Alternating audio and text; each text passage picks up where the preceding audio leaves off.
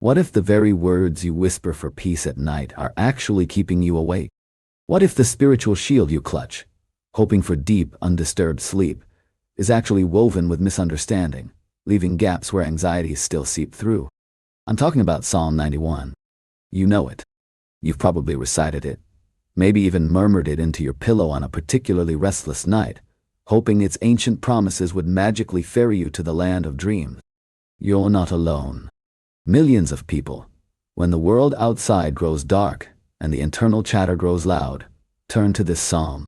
They see it as a spiritual tranquilizer, a holy lullaby, a divine promise against every ill that might plague them from dusk till dawn. They whisper phrases like "He who dwells in the secret place of the Most High," or "You shall not be afraid of the terror by night," believing that the mere utterance of these sacred verses guarantees a peaceful slumber. But here's the thing, and it's a difficult truth to swallow. For many, it doesn't work. The words feel empty, the peace remains elusive, and the deep sleep never arrives. They wake up still tired, still worried, perhaps even a little disheartened, wondering why this powerful scripture, so revered, failed them when they needed it most. They think they're doing it right, applying a spiritual principle, but they're often missing a fundamental, almost invisible, piece of the puzzle. It's a piece so crucial that without it, Psalm 91 isn't a source of peace at all. It's just another set of words. And understanding this missing piece, shifting your approach even slightly, can transform your nights, and indeed, your entire life. So, why does something so seemingly profound often fall short of delivering the deep sleep we desperately crave? It comes down to a common misunderstanding, a subtle but significant misapplication of ancient wisdom in a modern context. We often treat Psalm 91 like a magic charm, a spiritual blanket we pull over ourselves. We recite it, sometimes with fervor, sometimes out of habit, hoping its protective verses will simply do the work for us. Think about Sarah. Every night, before turning out her bedside lamp, she'd open her worn Bible, find Psalm 91, and read it aloud. Each word was a plea, a hope. Surely he shall deliver you from the snare of the fowler. She'd close her eyes, expecting immediate calm. But then, the worry about her kids, the stress of her job, the gnawing feeling of a deadline would creep back in. The words became a ritual, a habit, rather than a genuine shift in her inner state. It wasn't the words themselves that were failing. It was her engagement time with them. She was asking for a spiritual transaction without fully entering into the relationship it described. This leads us to the heart of the matter. Psalm 91 wasn't originally penned as a gentle bedtime story. Its origins are far more rugged, far more primal. This isn't a lullaby. It's a battle anthem. Imagine a warrior in ancient times, facing unknown dangers in the wilderness, or preparing for a literal physical battle. This psalm was their meditation, the declaration of trust, their shield before the fight, not just a whisper against an abstract fear of the dark. The context changes everything, doesn't it? If it was meant for literal survival in the face of imminent danger, how can we truly grasp its power if we're just passively reciting it as we drift off? The key lies in understanding what abides truly means. He who dwells in the secret place of the Most High shall abide under the shadow of the Almighty. We often hear dwell and think of simply living in a house, or perhaps visiting a sacred space. But in the ancient world, dwelling or abiding implied a much deeper, more permanent, more conscious state of being. It wasn't just physical presence. It was a constant, intentional connection, a choosing to remain in that space, both physically and spiritually. It's an active positioning, a sustained presence of mind and heart. This isn't a passive request. It's an embodied declaration of where your true safety and allegiance lie. Are we just saying the words, or are we actively putting ourselves in that secret place? And what about that evocative image, under the shadow of the Almighty? This isn't just about shade on a hot day or shelter from a storm. In ancient cultures, a shadow offered more than just coolness. It implied closeness, protection, the presence of a powerful figure. To be under someone's shadow meant you were directly under their care, enveloped by their very being. It's an intimacy, a deep connection, Think of a mother bird spreading her wings over her chicks, or a grand ancient tree offering refuge to everything beneath its vast canopy. How can we cultivate that profound sense of being covered, completely enveloped by divine presence, not just as an intellectual concept, but as a felt reality in our busy, often chaotic modern lives? Here's another subtle trap we often fall into. We use Psalm 91 as a catalog of our fears. We say, "You shall not be afraid of the terror by night, nor of the arrow that flies by day, nor of the pestilence that walks in darkness." And in doing so, we sometimes inadvertently reinforce those very fears.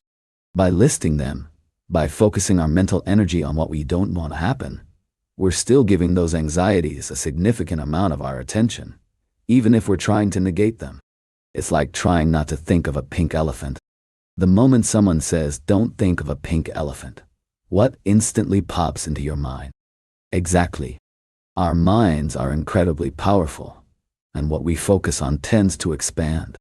So, are we speaking faith, or are we just cataloging our anxieties in a spiritual language?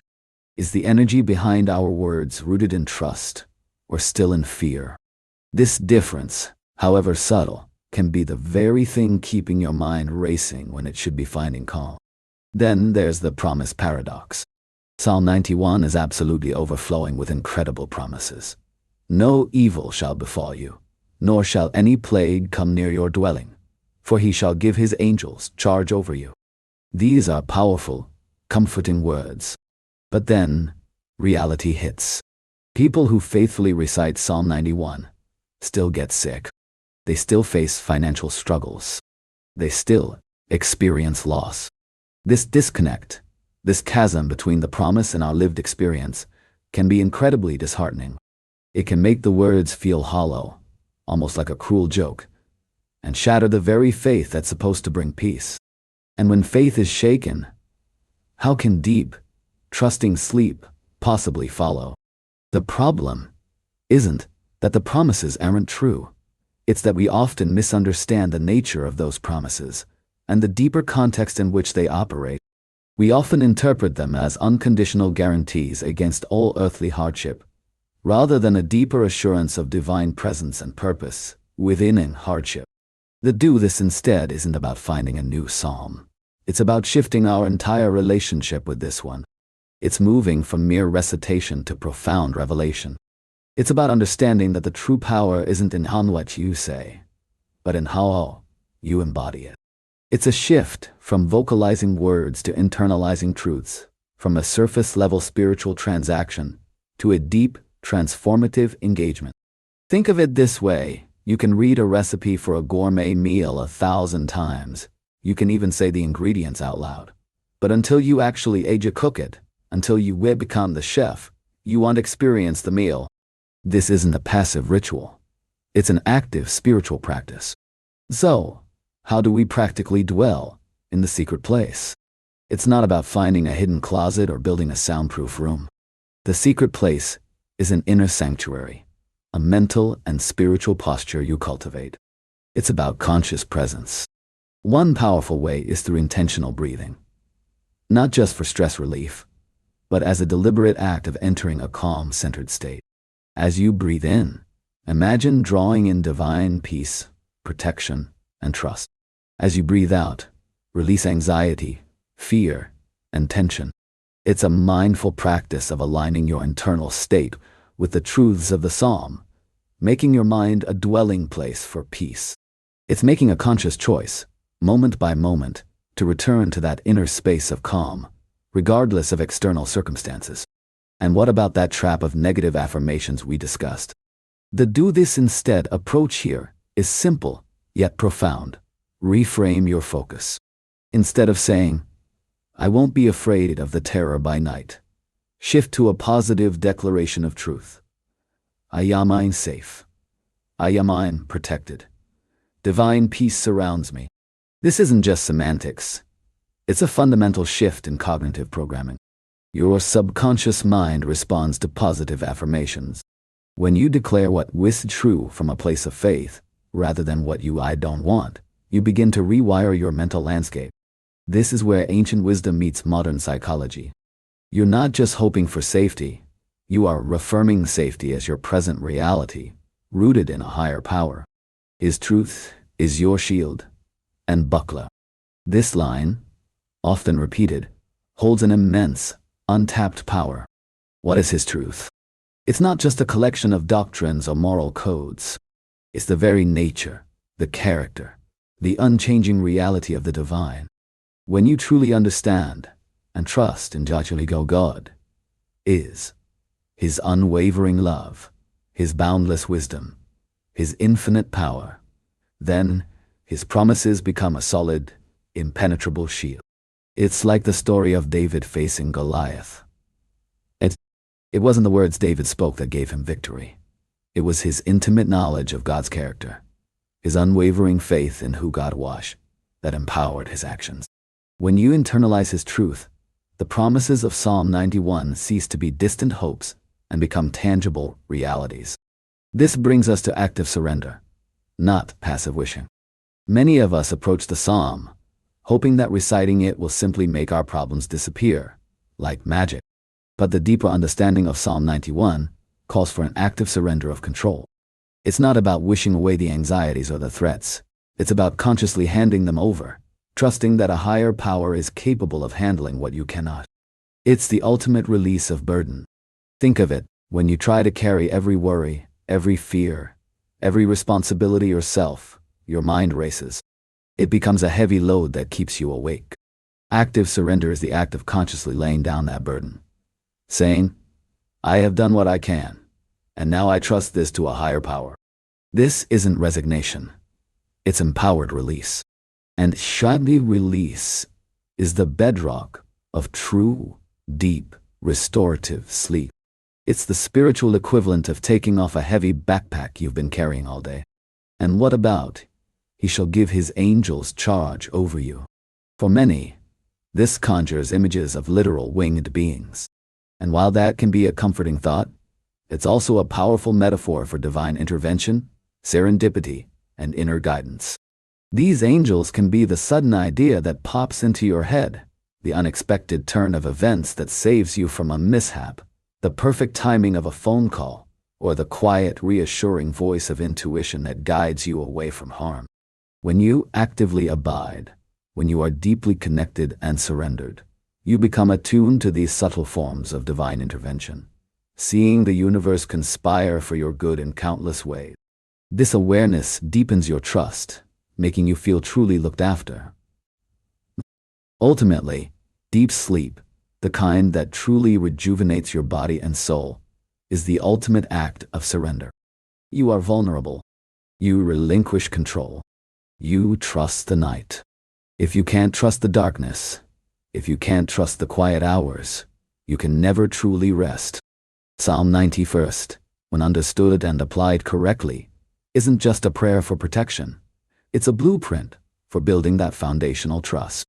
It's about cultivating an unshakable inner knowing that you are safe, regardless of what the external world throws at you, or what your own mind tries to convince you of. This transformative power of abiding extends far beyond just getting a good night's sleep. This principle, once grasped, becomes a lens through which you view your entire life. It's a tool for managing anxiety, for navigating stress, for making clear decisions, for building profound resilience in the face of life's inevitable challenges. It equips you to face the day with a quiet confidence, knowing that you are not walking alone. This isn't just about tonight's sleep. It's about every moment of your waking life, too. It's a way of being. So here's my invitation to you. Go back to Psalm 91 tonight. But this time, don't just read it. Don't just recite it. Reread it with new eyes, with this fresh understanding. Instead of focusing on what you fear, focus on the unshakable nature of the divine. Instead of just saying the words, actively I dwell in them. Consciously position yourself under that shadow. Surrender your worries. Declare your safety, not as a wish, but as a truth. You'll find that the words will resonate differently. They'll cease to be mere verses and become living, breathing assurances. The promises won't feel distant. They'll feel imminent, close, wrapping around you. The true secret to deep, restorative sleep isn't a spiritual lullaby whispered into the void, but a profound, active connection and unshakable trust in a power greater than yourself. It's not about avoiding the darkness, but about realizing that within that darkness, you are never truly alone, never truly unprotected. You are enveloped, cared for, and held. So tonight, instead of just saying Psalm 91, try your living. Abide, more, and let that deep, abiding trust carry you into the most peaceful sleep you've known.